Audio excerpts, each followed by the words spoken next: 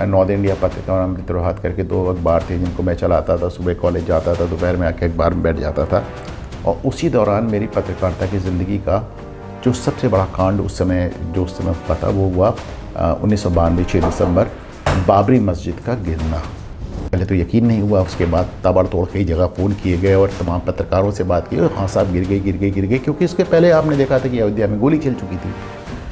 तो बड़ा डर भी था, बड़ा खौफ भी था कि दोबारा गोली ना चल जाए और फिर से सरयुद्दीन लाल हो जाए। लेकिन कल्याण सिंह ने कहा हम सरकार गंवा देंगे लेकिन गोली नहीं चलाएंगे राम भक्तों पे। बड़े कैमरा होते थे, कट पेस्ट करके पेज तैयार होता था, इतनी बड़ी बड़ी फिल्में तैयार होती थी, फिल्मों की प्लेट्स बनती थी, बहुत कुछ होता था। तो तैयारी हो रही थी कि ज़िला प्रशासन को खबर लग गई कि सब हम लोग बाहर निकालने वाले हैं। और मुझे याद है मनोज कुमार सिंह उस समय SSP हुआ करते थे, और वो एकदम से दरवाज़ा खुला और SSP साहब सामने आके बैठ गए और उन्होंने कहा कि मुझे पता चला आप दोपहर का अखबार निकाल रहे हैं। कि मायावती खुद एक बड़ी आपराधिक कार्रवाई का शिकार हो चुकी थी गेस्ट हाउस कांड में। तो मैं मानता हूँ कि कहीं ना कहीं मायावती के अंदर अपराध और अपराधियों को लेकर नाराज़गी थी बड़ी ज़बरदस्त। तो मुलायम और इसकी जो राजनीति की सिमिलरिटी है वो तो हम बात कर ही रहे हैं ना, ठीक है उसके बारे में।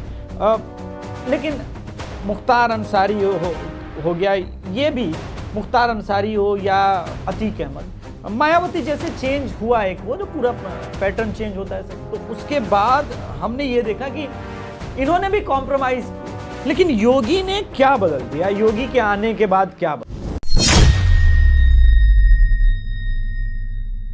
नमस्कार, जय श्री राम। आज हमारे साथ पॉडकास्ट में जुड़ रहे हैं Anupam Mishra sir, editor in chief Ghoomta Aaina के, और प्रयागराज टाइम्स सालों से, दशकों से कह सकते हैं कि अनुपम मिश्रा सर निकाल रहे हैं। तो आप लोग के जाने पहचाने चेहरे हैं। अनुपम सर के साथ ये पूरे पॉडकास्ट का एक कारण था, मैं ये समझना चाह रहा था कि जो पिछले 3-4 दशक की राजनीति में उत्तर प्रदेश बदला, और उसके बाद योगी आदित्यनाथ जी के ये पिछले 8-9 साल जो हैं, इसमें क्या क्या बदला है। अनुपम सर, जो मुझे याद आता है, पहली चीज जो मुझे याद आती है, और वहां से 90 के दशक से ही शुरू करेंगे, कि कई बड़े बड़े कांड हुए। गेस्ट हाउस कांड हुआ, वहां से शुरू कर सकते हैं। एक लहर थी राम मंदिर की। पहले राम मंदिर पे ही आते कि राम मंदिर का वो दौर मैंने देखा, और उसका प्रभाव बिहार क्या पूरे भारत में था।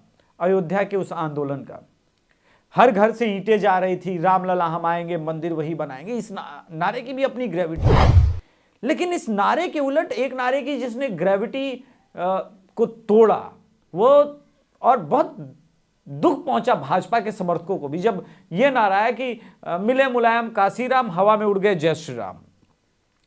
तो वहां से उत्तर प्रदेश की राजनीति में क्या बदला, और जहां तक मुझे लगता है कि ये जो अलायंस था इसने किस प्रकार से काम किया। और हम अक्सर बिहार के जंगल राज के बारे में बात करते हैं, लेकिन मुलायम के जंगल राज के बारे में भी बात होनी चाहिए। तो स्वागत है सर आपका शो में, बहुत बहुत प्रणाम। और पहले थोड़ा सा ये बताइए कि चला क्या उस वक्त पूरे यूपी में। देखिए, 2-3 चीज़ें आपको समझनी पड़ेगी। पहली बात, जब हम उत्तर प्रदेश की बात करते हैं तो हम कहते हैं देश का सबसे बड़ा राज्य। हकीकत है कि दुनिया का सबसे बड़ा राज्य है, एरिया के लिहाज से, जनसंख्या के लिहाज से, विविधता के लिहाज से। और आज आपने देखा है कि मुस्लिम पॉलिटिक्स को लेके बहुत ज़्यादा पहले दिन से चल रहा है, बल्कि हिंदू मुसलमान के नाम पे देश का ही बंटवारा हो गया। तो सबसे ज़्यादा मुस्लिम जनसंख्या भी उत्तर प्रदेश में है। जो पाकिस्तान आंदोलन हुआ था तो वो आपको उत्तर प्रदेश से, इलाहाबाद से लेके अलीगढ़ तक, यहीं से तो शुरू हुआ था। जो मुस्लिम लीग को वोट्स मिले थे वो भी सबसे ज़्यादा यहीं इसी जगह पे मिले थे। तो अगर बंगाल के अलावा सबसे ज़्यादा कम्युनल पॉलिटिक्स किसी ने देखी है तो वो उत्तर प्रदेश ने देखी है। अब साहब, हमारे टाइम में सोशल मीडिया और इंटरनेट की बात तो छोड़े, जब हम लोग स्कूल में पढ़ते थे तो इलाहाबाद में तो जब एशियाड होने लगा देश में तो हमारे यहाँ टीवी आया। उससे तो टीवी भी नहीं था, और टीवी पे भी कितनी ही खबरें आती थी आपको मालूम है, और पूरा वो एक सरकारी तंत्र था। तो ले देकर हम लोग के लिए सूचना का इकलौता जो माध्यम था एक अखबार हुआ करता था। हम लोग बचपन में अखबार पढ़ते थे, और वो ज़माना था जब हम लोग स्कूल से निकलते थे और संपादक के नाम जो पत्र होते हैं, लेटर टू दी एडिटर, उसको लिख के रोज़ अखबार में दे आते थे लोकल डेलीज़ में। और अगर किसी का अगर पत्र छप गया तो फिर साहब वो अगले दिन हीरो हो गया। तो आज तो जिसको मन होता है बस फ़ोन उठाया और 1 मिनट में लिख दिया, आपने अपना कमेंट ट्विटर पे लिख दिया, सोशल मीडिया पे लिख दिया, आपको किसी की परमिशन नहीं चाहिए। पर वो एक समय अलग था। और तो हम लोग को बड़ी बचपन से, अच्छा हमारे बचपन में थोड़ा सा ये भी होता था, उस ज़माने में सभी क्या होता था कि आपको अखबार पढ़ना चाहिए, अखबार पढ़ेंगे तो आपको हिंदी, अंग्रेज़ी और तमाम भाषाओं का बेहतर ज्ञान होगा। तो अखबार पढ़ने का बहुत कल्चर था। अब तो मैं देख रहा हूँ कि जैसे पहले रेडियो ख़त्म हुआ, अब तो अखबार भी पढ़ने वाला कोई मिला नहीं, और पूरा प्रिंट मीडिया भी ख़त्म हो रहा है मेरी देखते देखते। टीवी ख़त्म हो रहा है, अब लोग ज़्यादातर सब कुछ मोबाइल पे आ गया है, टीवी देखना लोग बंद कर रहे हैं। तो ये बड़ा मैंने एक वो बड़ा शिफ्ट देखा है। बहुत बचपन में अपने घर में ग्रैंड पेरेंट्स को देखते थे, वो आकाशवाणी पे खबरें सुनते थे, वो BBC पे खबरें सुनते थे लंबा सा एंटीना निकाल के। फिर उस अखबार भी आते थे, मैगज़ीन्स भी आती थीं, धर्मयुग टाइप की मैगज़ीन और साप्ताहिक हिंदुस्तान टाइप की मैगज़ीन्स, इलस्ट्रेटेड वीकली टाइप की मैगज़ीन्स आती थीं। लेकिन सब धीरे धीरे फेज़ आउट होती गई, ख़त्म होती गई, क्योंकि ये जो मैगज़ीन्स आती थीं ये सब एक परिवार के लिहाज से आती थी। उसमें परिवार के हर हिस्से के लिए कुछ ना कुछ होता था। बच्चों के लिए भी होता था, महिलाओं के लिए भी होता था, पुरुषों के लिए भी होता था, बुजुर्गों के लिए भी होता था। लेकिन ये सब जैसे जैसे हमारी जॉइंट फैमिलीज़ टूटती चली गई, संयुक्त परिवार टूटते चले गए, यूनिट फैमिलीज़ होने लगी, तो मैगज़ीन्स भी ख़त्म हो गई, प्रिंट मीडिया भी ख़त्म हो गया, रेडियो पहले ही ख़त्म हो चुका था। और अब तो हम, जैसे मैंने कहा कि अब तो टीवी भी नहीं लोग देख रहे हैं, सब कुछ सोशल मीडिया हो गया, सब कुछ आपके फ़ोन पे आ गया। तो एक बदलता हुआ दौर हमने बचपन से ये लेके यहाँ तक देखा है। और जो पत्रकारिता है, तो पत्रकारिता भी हमारी इस लिहाज से शुरू हुई कि यहीं पे मैं यहीं प्रयागराज में, मतलब मेरा एमटेक चल रहा था और साथ में हमारा पत्रकारिता चल रही थी। उस समय नॉर्थ इंडिया पत्रिका और अमृत प्रभात करके 2 अखबार थे जिनको मैं चलाता था। सुबह कॉलेज जाता था, दोपहर में आके अखबार में बैठ जाता था। और उसी दौरान मेरी पत्रकारिता की ज़िंदगी का जो सबसे बड़ा कांड उस समय हुआ था, वो हुआ 1992 6 दिसंबर, बाबरी मस्जिद का गिरना। और मुझे याद है कि दोपहर में, अच्छा उस समय तो मोबाइल वगैरह होते ही नहीं थे, तो लैंडलाइन पे फ़ोन आया और पता चला कि साहब बाबरी मस्जिद गिर गई है। तो पहले तो यकीन नहीं हुआ, उसके बाद ताबड़तोड़ की जगह फ़ोन किए गए और तमाम पत्रकारों से बात की, हाँ साहब गिर गई, क्योंकि उसके पहले आपने देखा था कि अयोध्या में गोली चल चुकी थी। तो बड़ा डर भी था, बड़ा खौफ भी था कि दोबारा गोली ना चल जाए और फिर से सरयूर-उद-दीन अलाल हो जाए। लेकिन कल्याण सिंह ने कहा हम सरकार गंवा देंगे लेकिन गोली नहीं चलाएंगे राम भक्तों पर। और वही हुआ, गोली नहीं चली और बाबरी मस्जिद गिरा दी गई। तो सब हमारे यहाँ उस समय, मैंने कहा जैसे बताया आपको, NIP नॉर्थ इंडिया पत्रिका और अमृत प्रभात, ये नॉर्थ इंडिया पत्रिका अमृत बाज़ार पत्रिका ग्रुप का एक अखबार था जो कि देश का सबसे बड़े अखबारों में से एक था। तो साहब हम लोगों ने कहा कि हम एक दोपहर का एडिशन निकालेंगे और लोगों को बताएंगे कि साहब, क्योंकि मैंने आपको बताया ना, टीवी पे कुछ नहीं आ रहा था, रेडियो पे कुछ नहीं आ रहा था, सारी खबरें सेंसर थी। तो हमने कहा कि साहब हम दोपहर में केवल एक पन्ने का अखबार निकालेंगे, उसके एक तरफ हिंदी होगा और एक तरफ अंग्रेज़ी होगा, और हम प्रयागराज, उस समय इलाहाबाद हुआ करता था, इलाहाबाद की जनता को बताएंगे कि साहब बाबरी मस्जिद गिर गई है। तो साहब हम जल्दी तैयारी की गई, अखबार बनाया गया। तो उस समय तो अखबार भी बनाना एक अलग चीज़ होती थी, बड़े कैमरा होते थे, कट पेस्ट करके पेज तैयार होता था, इतनी बड़ी बड़ी फिल्में तैयार होती थी, फिल्मों की प्लेट्स बनती थी, बहुत कुछ होता था। तो तैयारी हो रही थी कि ज़िला प्रशासन को खबर लग गई कि साहब हम लोग अखबार निकालने वाले हैं। और मुझे याद है मनोज कुमार सिंह उस समय SSP हुआ करते थे, और वो एकदम से दरवाज़ा खुला और SSP साहब सामने आके बैठ गए और उन्होंने कहा कि मुझे पता चला आप दोपहर का अखबार निकाल रहे हैं। निकाल तो रहे हैं साहब, कहने मैं अखबार नहीं निकलने दूंगा। तुमने भाई इतनी बड़ी घटना हो गई, आप शहर की जनता को आप बताने नहीं देंगे? उन्होंने कहा नहीं, दंगा हो जाएगा। तो हमने कहा आपको क्या लगता है कि ये पता ही नहीं चलेगा? बोले वो कल तक पता चलेगा, कल सुबह के अखबारों में आएगा और तब तक थोड़ी सी बात ठंडी हो जाएगी। तो बहरहाल चूँकि हम लोगों ने उनको पहले से, वो प्रेस का कैंपस बहुत बड़ा था, जैसे वो प्रेस में एंटर किए थे पता चल गया था कप्तान साहब आ रहे हैं, तो हम लोग की पहले से प्लानिंग हो गई थी और हमारे जनरल मैनेजर को कह दिया गया था कि हम कप्तान साहब को चाय पिलाएंगे, तब तक तुम दूसरे गेट से अखबार छाप के निकाल देना। तो हमने अच्छा चले चाय पीजिए, आप कप्तान हैं और आप आए हैं। बाद में वो DG होकर रिटायर हुए, तो आप कप्तान हैं, आप आए हैं, हम आपको मना नहीं करेंगे, अखबार नहीं निकालेंगे। चाय वाय पी रहे थे, फिर वो प्रोडक्शन मैनेजर को बुला गया, जनरल मैनेजर को बुला गया और कहा साहब वो अखबार जो बनाया आप उसको रोक दीजिए, कप्तान साहब चाह रहे कि अखबार नहीं निकलेगा। उन्होंने कहा अरे सर आपने तो बताया नहीं, वो तो 20,000 अखबार तो निकल गया, बाकी निकल रहा है अभी। तो मुझे अभी तक याद है, अच्छा मनोज कुमार सिंह IPS अधिकारी थे, 1 मिनट समझ गए। तो मुस्कुराए, उन्होंने कहा कि मैं सब समझ गया अनुपम जी, और कह के उठे और वो सीधे कमरे से निकल गए। बहरहाल वो अखबार भी निकला, और बड़ी दिलचस्प बात मुझे जो याद है कि उस अखबार में, अच्छा अखबार छापने में बड़ी कीमत आती है, बड़े पैसे लगते हैं, तो मुझे अभी भी याद है कि अतीक अहमद का फ़ोन आया उस समय। अतीक अहमद उस समय विधायक हुआ करता था। तो उनका फ़ोन आया, उन्होंने कहा कि भाई मुझको लोगों ने कहा है कि शहर में दंगा हो सकता है, तो ऐसा करें आप अपने अखबार में मेरा एक छोटा सा विज्ञापन छाप दें, शांति अपील। तो हमने कहा अच्छा भेजें।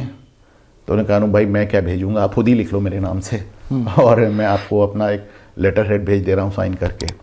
चलिए ठीक है।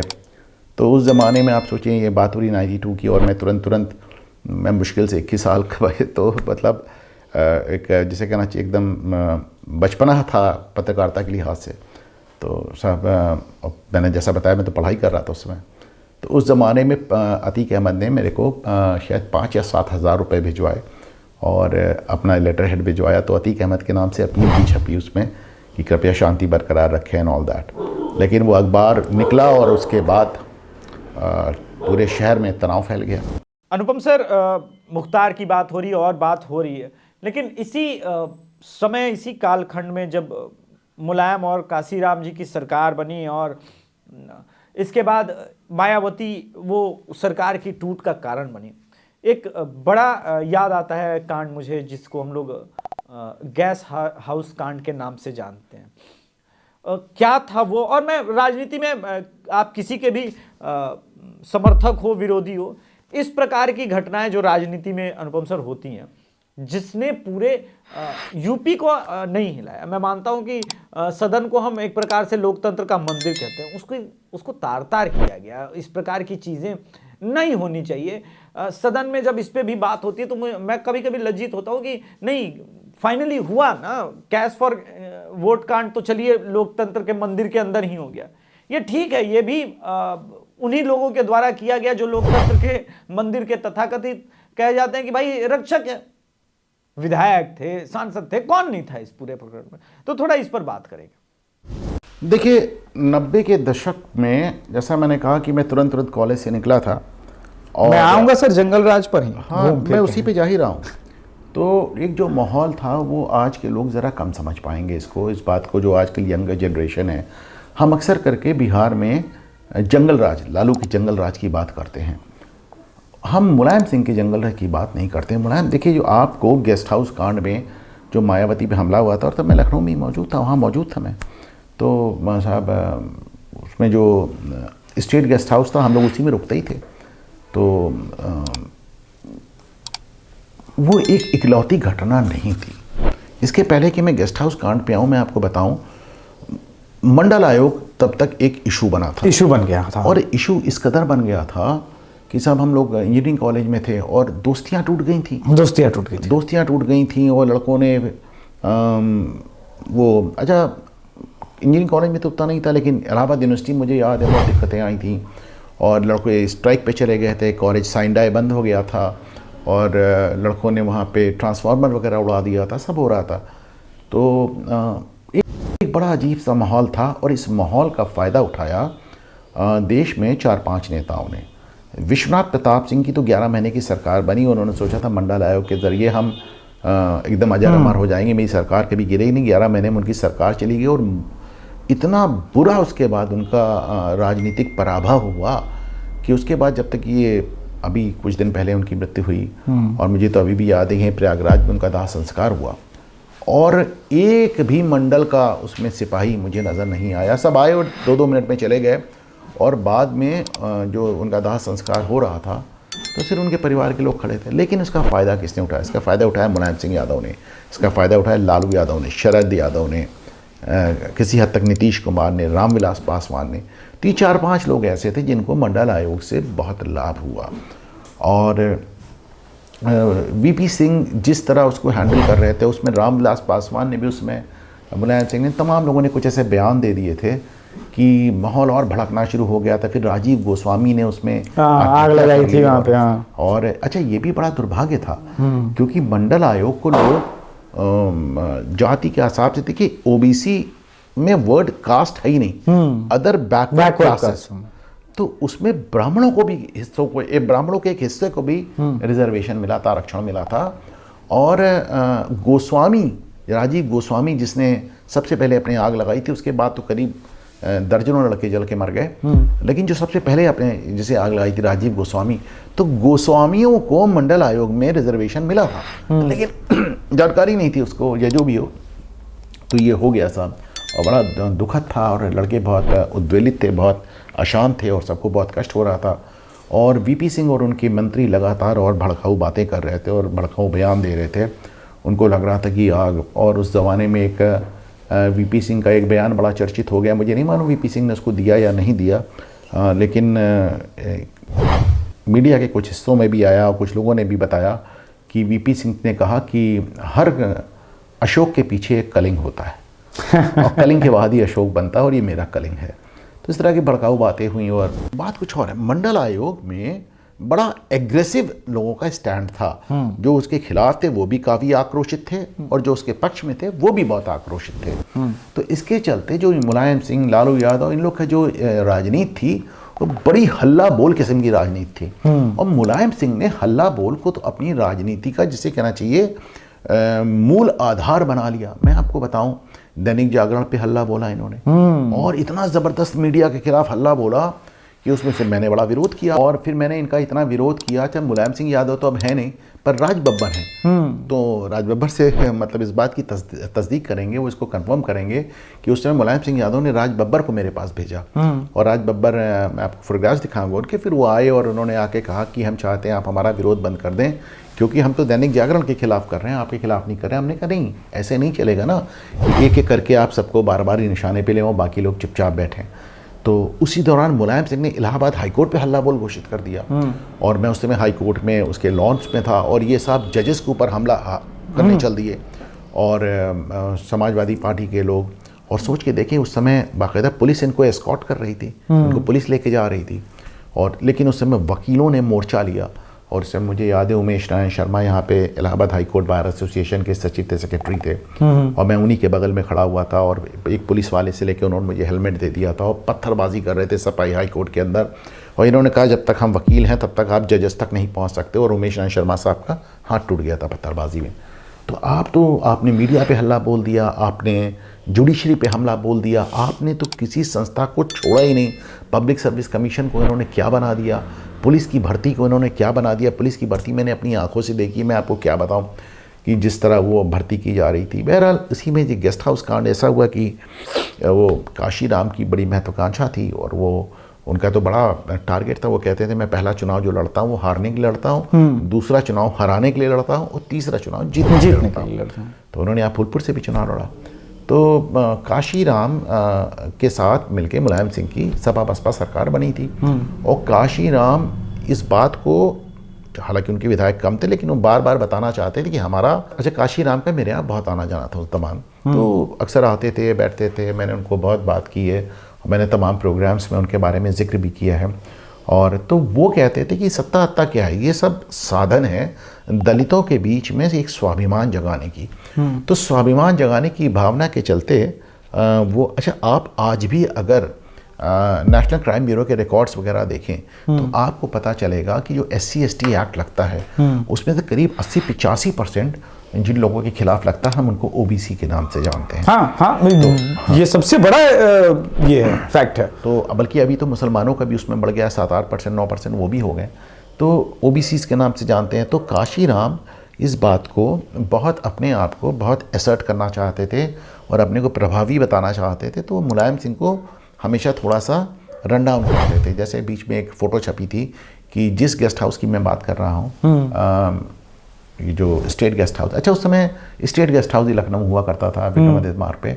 बाद में तो फिर मैंने देखा एक VIP गेस्ट हाउस भी बन गया, फिर वो लॉरेटो कॉन्वेंट के सामने VVIP भी बन गया। तो उस ज़माने में तो हम लोग केवल स्टेट गेस्ट हाउस तो वहीं रुकते थे। तो उसमें काशीराम की एक फ़ोटो छपी थी, जब वो आते थे तो 1 नंबर कमरे वहाँ रुकते थे। तो उसमें वो मुलायम सिंह से मिलने आए तो काशीराम उनसे तहमद यानी लुंगी और बनियान में उनसे मिले, मतलब which is against the protocol. मतलब अगर किसी आप मुख्यमंत्री से मिल रहे हैं और बड़े उससे मिल रहे हैं तो आपको कुछ तो प्रॉपर्ली ड्रेस होना चाहिए। जब अटल बिहारी जी आए थे हमारे यहाँ तो मुझसे जिलाधिकारी ने कहा था कि साहब आप तो टी शर्ट पहने हुए हैं, आपको प्रॉपर शर्ट वट पहननी चाहिए। तो मैंने उनके टी शर्ट पहने हैं ना, उसमें क्या बात है।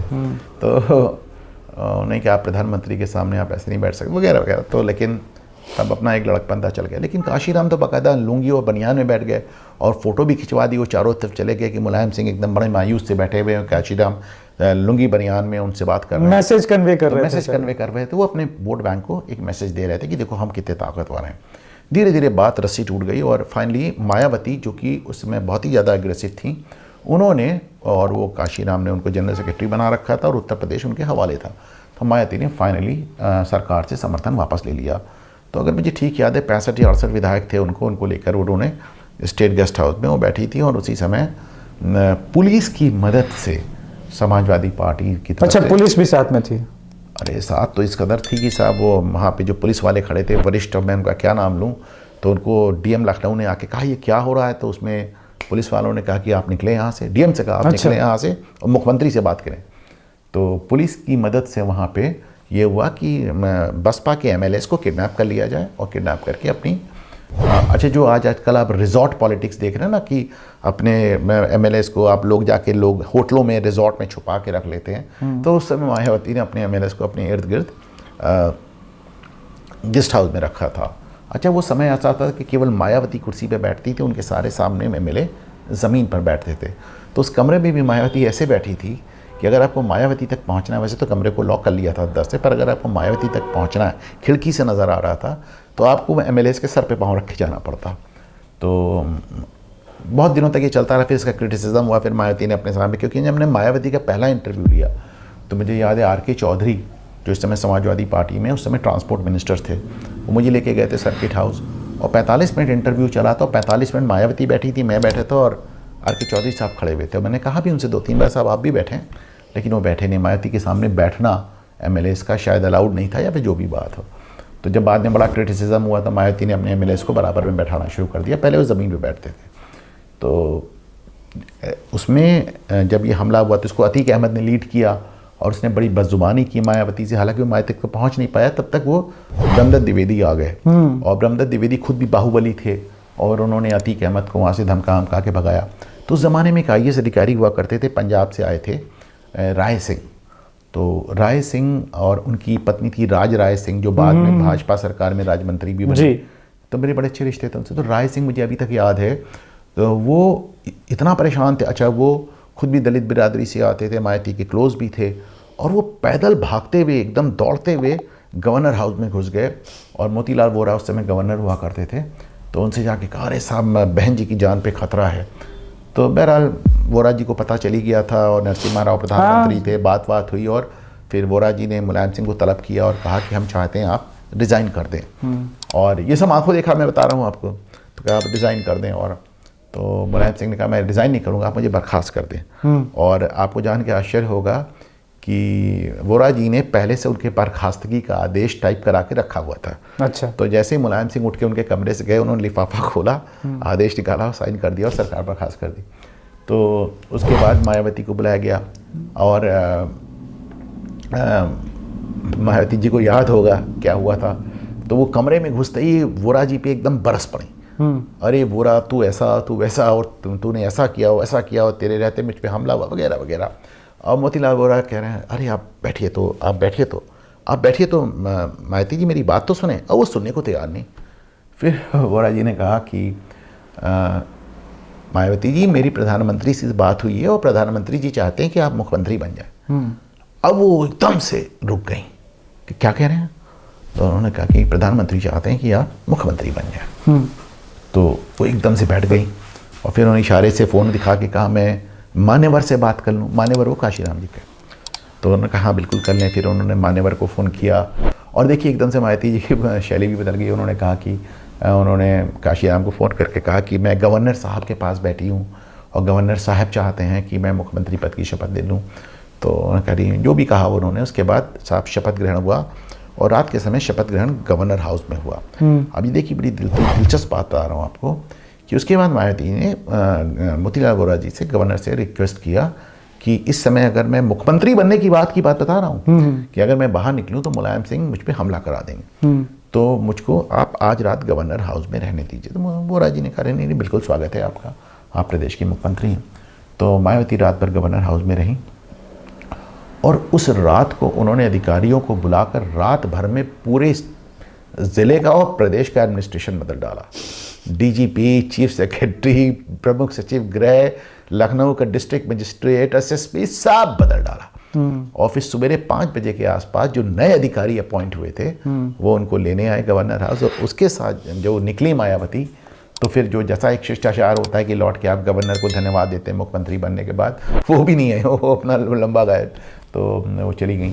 तो मुलायम और इसकी जो राजनीति की सिमिलरिटी है वो तो हम बात कर ही रहे हैं ना, ठीक है उसके बारे में, लेकिन मुख्तार अंसारी हो गया, ये भी मुख्तार अंसारी हो या अतीक अहमद, मायावती जैसे चेंज हुआ एक वो जो पूरा पैटर्न चेंज होता है सर, तो उसके बाद हमने ये देखा कि इन्होंने भी कॉम्प्रोमाइज किए, लेकिन योगी ने क्या बदल दिया, योगी के आने के बाद क्या बदला, ये भी तो समझना होगा। चूंकि आपने उत्तर प्रदेश की राजनीति को बहुत देखा है और समझा है सर, किंतु मैं भी बिहार की राजनीति को देखता हूं और पूर्वांचल की राजनीति और बिहार की राजनीति में बहुत ज़्यादा सिमिलरिटी मुझे कुछ कुछ मामलों में इसलिए नज़र आती है कि मुलायम और लालू, इन दो लोगों ने एकदम सेम ट्रेन पकड़ी, और सेम ट्रेन ये पकड़ी कि भाई हमें खुल के माफियाओं का सपोर्ट करना है। बैलेट बॉक्स का युग होता था उस वक्त, उसी प्रकार से वोटिंग होती थी। तो यहाँ पर लालू प्रसाद यादव या जो ये बात होती है मुलायम सिंह यादव, तो लालू प्रसाद यादव के जंगल राज की बात होती है, लेकिन यूपी में मुलायम सिंह यादव के जंगल राज की बात क्यों नहीं होती? उस वक्त भी तो कोई गोदी मीडिया रहा होगा ना फिर, जिसने इन सब चीज़ों को समाप्त किया। अक्सर इन सब के बारे में बात होती है जी। देखिए, लालू और मुलायम में एक समानता थी, बल्कि बीच में देख इस तरह का एक मजाक चलने लगा था कि अगर आपको समाजवादी पार्टी का टिकट चाहिए तो आपको हिस्ट्री शीट दिखानी पड़ेगी। मतलब हर धर्म और हर जाति में उन्होंने अपराधियों को ढूंढ लिया। अगर उन्होंने समाजवादी पार्टी ने, मुलायम सिंह यादव ने अगर मुसलमानों में अतीक अहमद को ढूंढ लिया, तो उन्होंने ब्राह्मणों में विजय मिश्रा को ढूंढ लिया, अन्ना शुक्ला को ढूंढ लिया। उन्होंने, आप देखिए, मतलब जिसमें वैश्य जाति, जिसमें जल्दी माफिया नहीं मिलते, उसमें ओपी गुप्ता को ढूंढ लिया सीतापुर में। और उन्होंने यादव बाहुबली और छत्री बाहुबली, हर तरह के लोग, मतलब उनको बाहुबली और ये जो क्रिमिनल बैकग्राउंड के लोग थे उनको पता नहीं क्यों बहुत ज़्यादा पसंद थे। और ऐसे में अतीक अहमद एक मामूली आदमी, और वो बड़ा हीरो बन गया। अच्छा खासा दिमाग भी था उसके पास। आप ये देखिए कि वो लगातार विधायक होता रहा, पर उसने कभी समाजवादी पार्टी शुरुआत में ज्वाइन नहीं की। वो बिना सपा के और सपा के समर्थन से होता था, पर सपा नहीं ज्वाइन करता था। और मुलायम सिंह यादव साहब उसको इतना पसंद करते थे, शादी ब्याह सब जगह आते थे। और आपने फोटो देखी होगी, तो कुत्ते के साथ हाथ मिलाने वाला फोटो, सब कुत्ते से हाथ मिला रहे हैं। और मुझे याद है जब राजू पाल की हत्या हुई, अच्छा, अतीक के बारे में बड़ा दिलचस्प था। मतलब ये राजू पाल और अभी हाल में उमेश पाल छोड़ दिया जाए तो उसके खिलाफ हत्या के जितने आरोप थे सब मुसलमानों के थे। और उसने अपनी ही धर्म में इतना आतंक मचा रखा था, उसको बहुत डर था इस बात का कि कहीं मुसलमानों में कोई दूसरा डॉन ना पैदा हो जाए। तो उस पर जितने आरोप थे सब मुस्लिम। हालांकि उसने जो ज़मीनें कब्जा की वो ज़्यादातर हिंदुओं की थी, और जो टॉर्चर किया वो हिंदुओं को टॉर्चर किया। तो उसमें तो एक आध कहानी ऐसी हैं कि जो मैं शायद अभी कहने की पोजीशन में भी नहीं हूँ। मुझे उस समय जो मुलायम सिंह का अंदाज़ याद है, जो आज आप लोग अक्सर कहते हैं कि मुलायम सिंह ने वो मुस्लिम बलात्कारी हुए लड़कों को देख के कह दिया लड़के हैं, लड़कों से गलती हो जाती है। मुलायम सिंह ने उस ज़माने में, क्योंकि उसमें सोशल मीडिया वगैरह था नहीं, उस समय उन्होंने एक बड़ा दिलचस्प बयान दिया था कि मुसलमानों को कट्टा रखने का, अवैध हथियार रखने का हक है। अरे वाह। और उन्होंने कहा था चूँकि वो डरी हुई कौम है, अच्छा, असुरक्षित है, इसलिए उनके पास अवैध हथियार रखने का हक है। अब ये वो एक बात है जो मायावती कभी नहीं कह पाई। मायावती का लॉ एंड ऑर्डर बड़ा अच्छा चलता था, और वो इसमें जाति धर्म के अलावा छोड़ के मतलब बड़ा अच्छे से अपने कानून व्यवस्था लागू करती थी। तो लेकिन आज अगर वो एकदम जीरो पे चली गई हैं, लोकसभा विधानसभा हर जगह, तो इसका कारण ये कि मुस्लिम वोट हट गया। और मेरा मानना है कि भारतीय जनता पार्टी को छोड़ के कोई भी पार्टी बिना मुस्लिम वोट के सर्वाइव नहीं कर सकती। मायावती से मुस्लिम वोट इसलिए हटा क्योंकि वो इस तरह की बातें नहीं कर पाई कि लड़के हैं, गलती हो जाती है, मुसलमानों को कट्टा रखने का हक है। और समय जब राजू पाल हत्याकांड हुआ, राजू पाल बसपा का विधायक था, आप सोचे कि एक सिटिंग एमएलए को शहर में दौड़ा कर गोली मारी गई, उसको मतलब मेडिकल कॉलेज में अंत में घुस के देखा गया जिंदा है कि नहीं, फिर मारी गई। तो इतना बड़ा कांड हो गया और किसी की हिम्मत नहीं की अतीक अहमद को गिरफ्तार कर ले।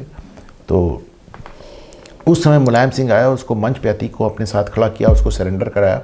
लेकिन उन्होंने कहा क्या कि मेरी इज्जत बचाने के लिए सरेंडर कर रहा है अतीक, वरना मैं कहता हूं कि अतीक अहमद गंगा मैया से ज्यादा पवित्र है। गजब। सोचिए आप प्रयागराज में कह रहे हैं कि अतीक अहमद गंगा मैया से ज्यादा पवित्र है। अच्छा, अभी कई टीवी चैनल्स पे, तो उस जमाने में एक ऐसे IPS अधिकारी होते थे, इलाहाबाद के SSP हुआ करते थे और बाद में तो DG भी हुए, वाइस चांसलर भी हुए। तो वो अक्सर करके मुझे अलग अलग टीवी चैनल्स पे डिबेट में मिल जाते हैं।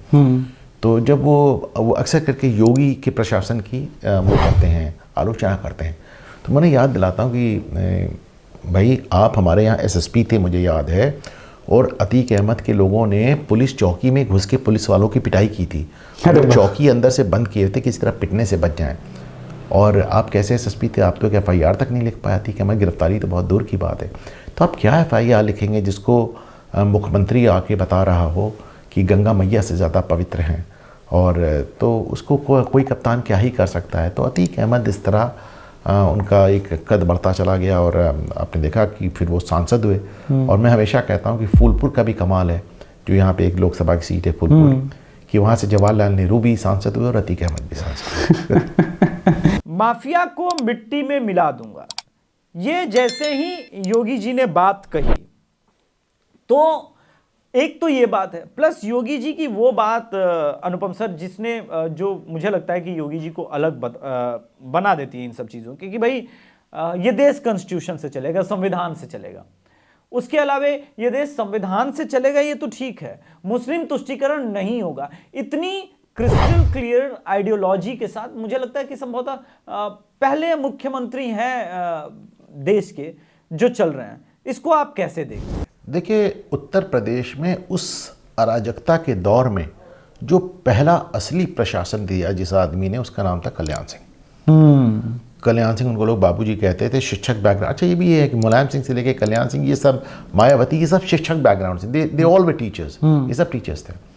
तो जब कल्याण सिंह सत्ता में आए तो उन्होंने साहब बहुत अच्छा एक प्रशासन दिया, और उन्होंने जो ये क्रिमिनल्स थे इनके खिलाफ बड़ी ज़बरदस्त कार्रवाई की। और उस समय श्री प्रकाश शुक्ला का बड़ा आतंक हुआ करता था, और उसने भी एक सिटिंग एमएलए को मार दिया था, वीरेंद्र शाही को, और मुख्यमंत्री आवास से थोड़ी दूर पे मार दिया था। और उसका तो बड़ा ही खौफ हुआ करता था। उसने DGP को धमकी दे दी और किसको किसको धमकी दे दी। तो कहा तो जाता है कल्याण सिंह की भी सुपारी ले ली थी। हाँ, तो बात होती है, लेकिन उस समय कल्याण सिंह ने एक फोर्स बनाई। एक अरुण कुमार करके अधिकारी थे, वो आपके बिहार से ही थे, अरुण झा उनका नाम था।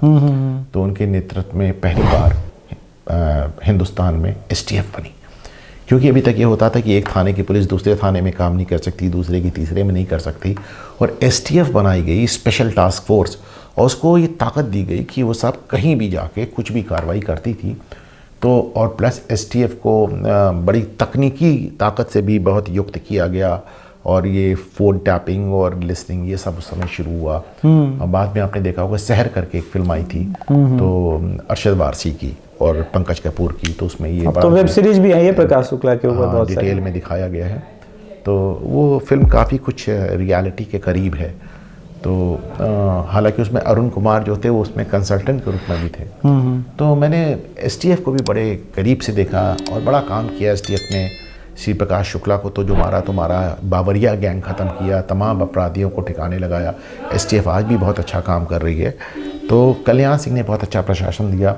और मायावती जब आई, तो चूँकि मायावती, मेरा अपना मानना है, मैंने मायावती को तब से देखा और इंटरव्यू किया जब वो कुछ मतलब सत्ता में नहीं आई थी। तो चूँकि मायावती खुद एक बड़ी आपराधिक कार्रवाई का शिकार हो चुकी थी गेस्ट हाउस कांड में, तो मैं मानता हूँ कि कहीं ना कहीं मायावती के अंदर अपराध और अपराधियों को लेकर नाराज़गी थी बड़ी ज़बरदस्त। तो जितना हो सकता था एक पॉलिटिशियन के तौर पर, अब देखिए योगी जिस तरह कर रहे हैं उस तरह तो कोई नहीं कर पाया, कल्याण सिंह भी नहीं कर पाए, लेकिन मायावती ने काफ़ी हद तक जाति धर्म को बियॉन्ड जाके, उसके आगे जाकर कानून व्यवस्था लागू की और अच्छा प्रशासन दिया। होता क्या था कि उत्तर प्रदेश का जो भविष्य था, या जो उसका पूरा यूपी का जो हाल था, वो दोनों के बीच में झूलने लगता था। कभी मायावती मुख्यमंत्री हो जाती थी, कभी कल्याण सिंह, कभी मायावती, कभी मुलायम सिंह, कभी मायावती, कभी मुलायम सिंह, बीच बीच में कल्याण सिंह भी हो गए, तो भारतीय जनता पार्टी के कल्याण सिंह भी हो गए, राजनाथ सिंह भी हो गए, वो गुप्ता जी थे वो भी हो गए। लेकिन कुल मिलाकर आप माने कि 20-22 साल ऐसा दौर रहा कि 25 साल मैं मानूंगा कि मायावती मुलायम सिंह, मायावती मुलायम सिंह के बीच में उत्तर प्रदेश चलता रहा। आपको जानकर आश्चर्य होगा कि आज भी देश के कोने कोने में शरीयत की अदालतें हैं और इनको मतलब इन्हें आप हटा भी नहीं सकते, इन्हें किसी हद तक सुप्रीम कोर्ट से मान्यता भी प्राप्त है। मेरे पास यहाँ पे डेटा है, मैं आपको देता हूँ कि भारत में 100 से ज़्यादा शरीयत की अदालतें हैं और इनको दारुल कज़ा कहा जाता है और ये all India Muslim personal law board द्वारा मैनेज की जाती हैं। और सुप्रीम कोर्ट कह चुका है कि ये गैरकानूनी नहीं है और all India Muslim personal law board ने ये दावा किया है कि हर ज़िले में एक शरिया की अदालत होगी। आपको जान के आश्चर्य होगा कि उत्तर प्रदेश में भी है। तो चूँकि सुप्रीम कोर्ट सैंक्शन कर चुका है तो आप इन्हें हटा तो नहीं सकते, लेकिन योगी ने शरिया हो या फिर आप मुस्लिम तुष्टीकरण हो या मदरसे हों, इस सब चीज़ों पे उन्होंने ऐसा कुछ नहीं किया जिसे आप गलत ठहरा सकें। अब देखिए जो बुलडोज़र को लेके इतना हंगामा मचा और सुप्रीम कोर्ट तक मामला गया, तो वहाँ पे सुप्रीम कोर्ट को भी ये बात स्वीकार करनी पड़ी कि योगी सरकार ने जहाँ भी बुलडोज़र कार्रवाई की है नियम कानून के तहत की है, बल्कि उन्होंने योगी सरकार की तारीफ भी की। और सुप्रीम कोर्ट द्वारा बुलडोज़र कार्रवाई पे गाइडलाइन बनाने के बाद भी आप देख रहे हैं कि उत्तर प्रदेश में जो बुलडोज़र चल रहा है वो एकदम निर्बाध गति से चल रहा है, कहीं उसमें कोई रोक टोक नहीं है, क्योंकि वो कायदे कानून के साथ हो रहा है। तो योगी ने सिर्फ ये किया कि उन्होंने कायदे कानून को इन लेटर एंड स्पिरिट पूरी तरह लागू कर दिया। और जैसे कहते हैं वो उनका नारा भाजपा का पुराना है कि साहब किसी का तुष्टीकरण नहीं करेंगे लेकिन ख्याल सबका रखेंगे। तो ऐसा नहीं है, जैसे प्रधानमंत्री आवास योजना में उन्होंने दिखा दिया कि हमने जितने मकान मुसलमानों को दिए, जितनी योजनाएं हैं, एक भी योजना में मुसलमानों के खिलाफ अन्याय नहीं हुआ, लेकिन उन्होंने गुंडागर्दी, पत्थरबाजी, ये सब भी बर्दाश्त नहीं की। बहुत बहुत धन्यवाद अनुपम सर। ये थे अनुपम मिश्रा सर हमारे साथ घूमता आईना से। और पॉडकास्ट किसी कारण से मैं सोचता था 1.5 घंटे का मैं करूंगा, वो कभी और करेंगे, क्योंकि अनुपम मिश्रा सर के साथ अभी बहुत कुछ यूपी पर टिल 2027 इलेक्शन हम बात करेंगे। आप लोग चैनल को सब्सक्राइब कीजिएगा, वीडियो को लाइक कीजिएगा और समर्थन दीजिएगा। धन्यवाद। जय श्री राम। जय श्री राम।